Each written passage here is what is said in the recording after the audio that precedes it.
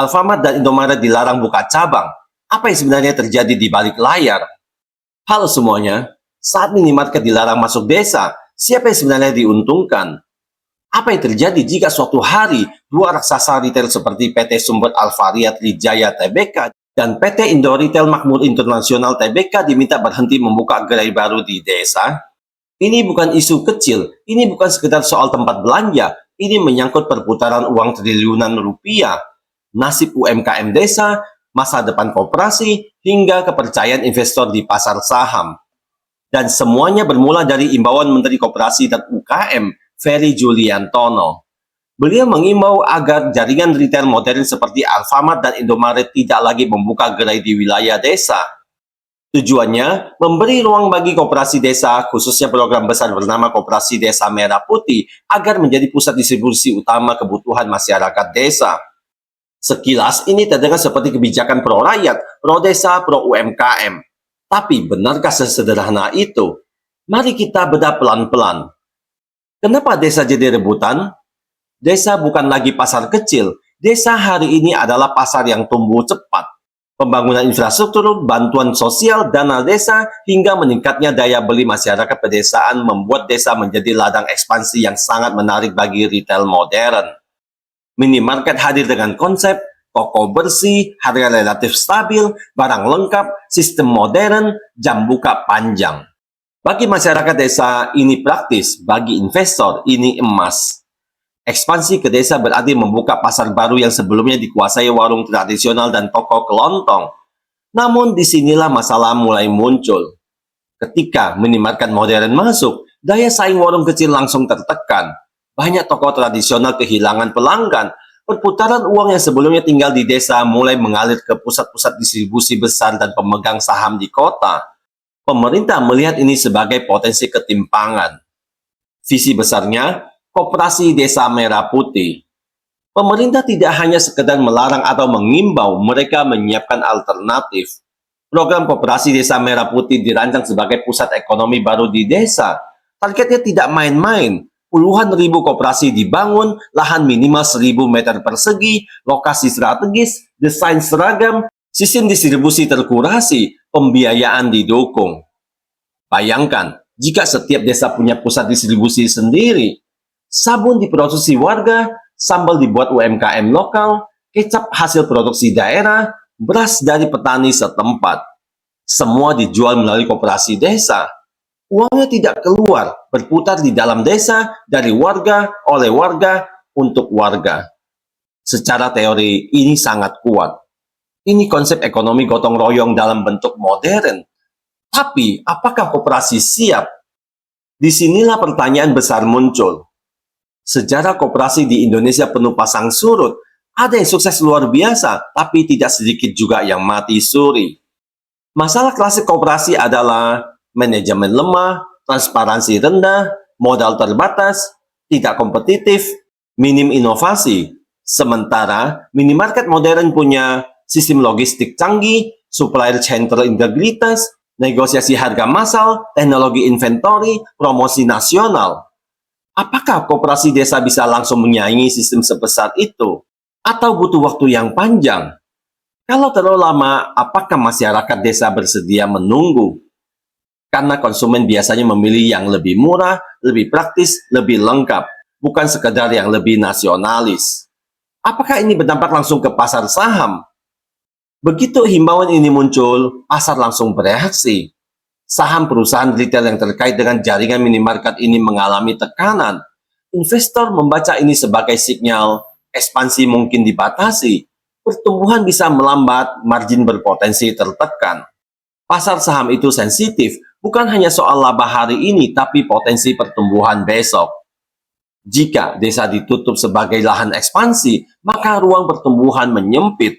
Apalagi jika kebijakan ini berlanjut menjadi regulasi lebih ketat. Itulah sebabnya reaksi pasar cukup terasa, karena di desa selama ini adalah frontier baru pertumbuhan retail modern. Ini larangan atau sekedar imbauan. Perlu ditegaskan, ini bukan penutupan paksa, ini bukan pembubaran gerai yang sudah ada, ini adalah imbauan untuk menghentikan pembukaan gerai baru di desa. Artinya, Gerai yang sudah beroperasi tetap berjalan, namun pesan politiknya jelas. Pemerintah ingin desa punya kekuatan ekonomi sendiri, bukan sekedar menjadi pasar konsumsi bagi korporasi besar. Di satu sisi, korporasi retail modern membawa efisiensi, harga stabil, dan kemudahan akses barang. Di sisi lain, koperasi desa membawa semangat kemandirian, distribusi ekonomi lokal, dan pemerataan. Ini bukan soal siapa benar siapa salah, ini soal arah ekonomi Indonesia mau dibawa kemana.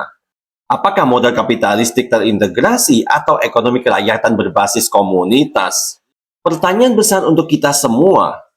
Jika Anda tinggal di desa dan harus memilih minimarket modern dengan diskon besar dengan produk lengkap atau koperasi desa dengan produk lokal dan harga mungkin sedikit lebih tinggi, mana yang Anda pilih? Sekarang kita akan membahas pertanyaan lebih dalam tentang apakah kebijakan ini realistis atau beresiko gagal? Apa dampaknya bagi UMKM sebenarnya? Apakah ini bisa memicu konflik ekonomi baru? Dan siapa yang paling diuntungkan dalam jangka panjang? Karena seringkali kebijakan besar tidak hanya punya satu wajah, ia punya dampak berlapis. Dan desa mungkin sedang menjadi panggung perubahan ekonomi terbesar berikutnya. Sebelumnya, kita sudah membahas imbauan Menteri Koperasi dan UKM Ferry Juliantono agar retail modern menghentikan ekspansi gerai baru di desa. Mari kita kupas dari beberapa sisi. Yang pertama, dampak ke UMKM. Siapa yang benar-benar diuntungkan? Secara konsep, koperasi desa dirancang untuk menjadi rumah bagi UMKM lokal. Produk-produk seperti sambal buatan warga, kerupuk produksi desa, sabun lokal, beras dari petani setempat akan dijual melalui koperasi. Uangnya berputar di desa, ini teori yang indah. Namun dalam prakteknya, ada tantangan besar. Minimarket modern punya standar kualitas ketat. Produk harus lolos izin edar, kemasan harus menarik, distribusi harus konsisten. Jika koperasi ingin menjadi pusat distribusi utama, maka standar ini juga harus diterapkan. Jika tidak, konsumen bisa kecewa, dan jika konsumen kecewa, mereka akan kembali ke minimarket. Artinya, koperasi tidak cukup hanya dilindungi, koperasi juga harus kompeten. Dan ini butuh pelatihan, sistem pengawasan, serta waktu. Yang kedua, dampak ke konsumen desa. Mari jujur, mengapa banyak warga desa memilih belanja ke minimarket? Karena harga transparan, barang lengkap, AC dingin, parkir mudah, pembayaran digital tersedia, kadang ada promo nasional. Ini bukan soal gengsi, ini soal kenyamanan. Jika koperasi tidak bisa memberikan pengalaman belanja yang setara, apakah konsumen akan loyal? Dalam ekonomi, pilihan konsumen adalah penentu utama. Proteksi tanpa peningkatan kualitas hanya akan menciptakan ketidakpuasan tersembunyi. Yang ketiga, dampak ke tenaga kerja. Satu gerai minimarket biasanya menyerap beberapa tenaga kerja lokal. Artinya, ekspansi yang dihentikan berarti potensi lapangan kerja baru juga tertahan. Namun di sisi lain, koperasi desa juga bisa menyerap tenaga kerja. Pertanyaannya, mana yang lebih efisien? Mana yang lebih berkelanjutan? Mana yang benar-benar mampu menggaji secara stabil? Jika koperasi dikelola profesional, dampaknya bisa besar.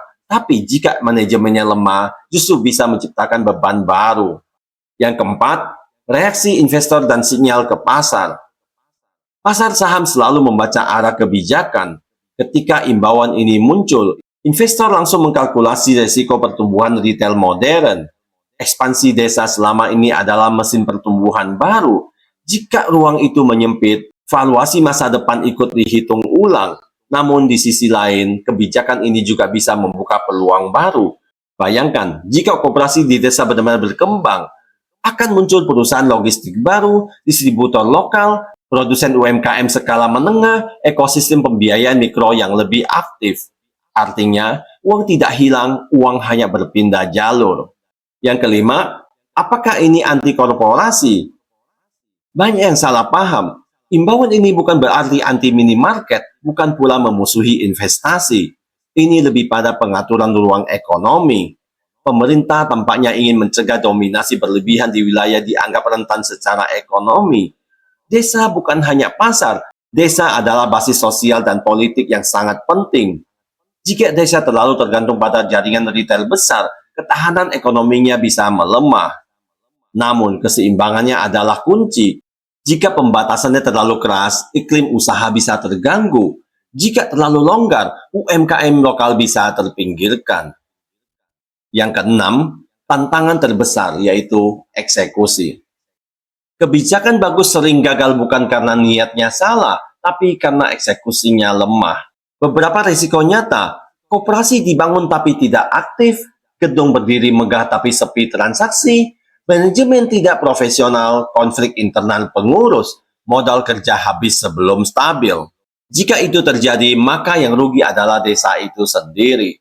Karena minimarket sudah terlanjur dibatasi, koperasi belum siap, konsumen kebingungan. Maka yang muncul bukan kemandirian, melainkan kekosongan pasar. Yang ketujuh, skenario terbaik dan terburuk. Mari kita bayangkan dua kemungkinan. Skenario terbaik, koperasi desa dikelola profesional, transparan, digital, didukung pembiayaan yang sehat, produk lokal naik kelas, harga kompetitif. Desa menjadi pusat ekonomi mandiri, UMKM tumbuh, lapangan kerja tercipta, ketimpangan berkurang. Jika ini terjadi, kebijakan ini akan dikenang sebagai titik balik ekonomi desa. Skenario terburuk, koperasi tidak siap, manajemen bermasalah, distribusi kacau, harga tidak kompetitif, produk tidak konsisten.